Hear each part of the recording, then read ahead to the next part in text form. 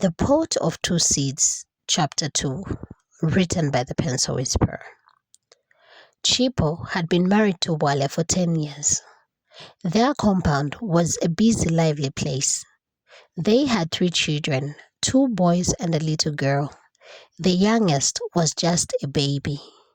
In the beginning, Wale was a loving husband. He would help her with the children. He would proudly tell people how strong and capable his wife was. But things began to change after the birth of their 3rd child. Chipo was always tired. Her days were a cycle of cooking, cleaning, farming, and caring for the children. The baby was often on her hip or her back, and her clothes often had the faint, sweet smell of breast milk. She had little time to braid her hair nicely or to rub her skin with oils like she used to. Wale started to sleep on his own mat away from her.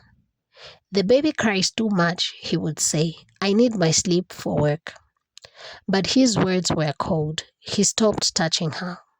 One evening, Chipo tried to get close to him. She wore a clean chitenge and put on some scent.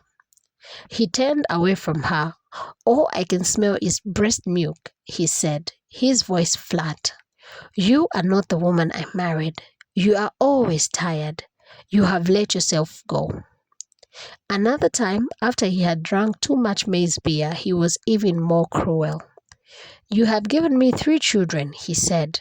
"A man needs a woman who is still tight for him. You are like a loose sack now. There is no pleasure for me there." His words cut her deeply. She felt ashamed of her own body, the same body that had given him his 3 children. She tried harder. She woke up earlier to fetch water. She cooked his favorite meals. But Wale was no longer interested. He started coming home later and later. He would say he was at the beer hall with other men. Chipo's compound was next to another family. Their neighbor was a woman named Musonda.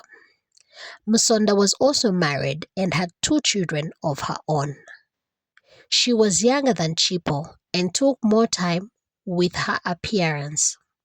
After Wale started pulling away, Chipo began to see him talking with Musonda near the fence between their homes. At first, it seemed like casual talk, but then Chipo saw him laugh in a way he hadn't laughed with her in years. She saw him hand Musonda a piece of meat from his hand, a gesture that was too familiar.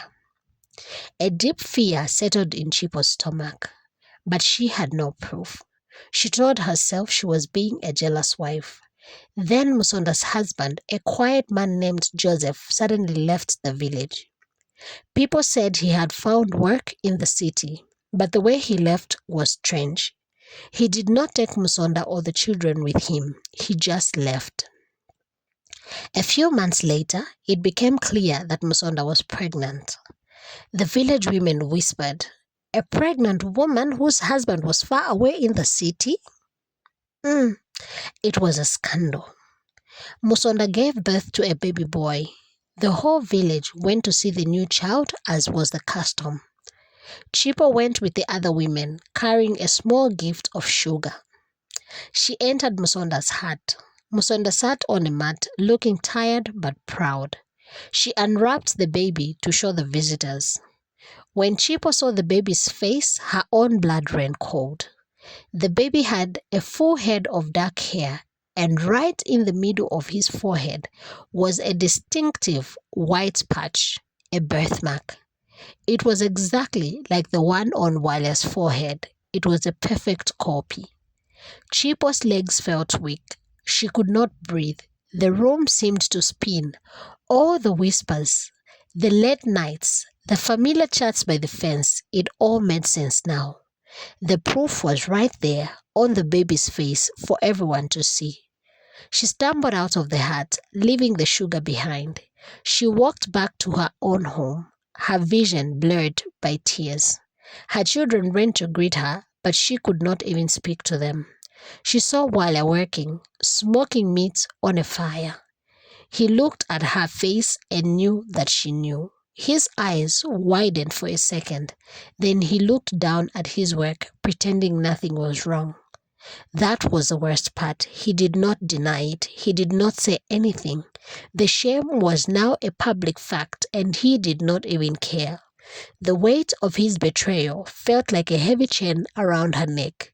She had given him 10 years and 3 children, and it had not been enough. She was not enough. She went inside her hut, sat on the floor, and cried silent tears of utter defeat. Her marriage was over, and everyone knew it but her. To be continued.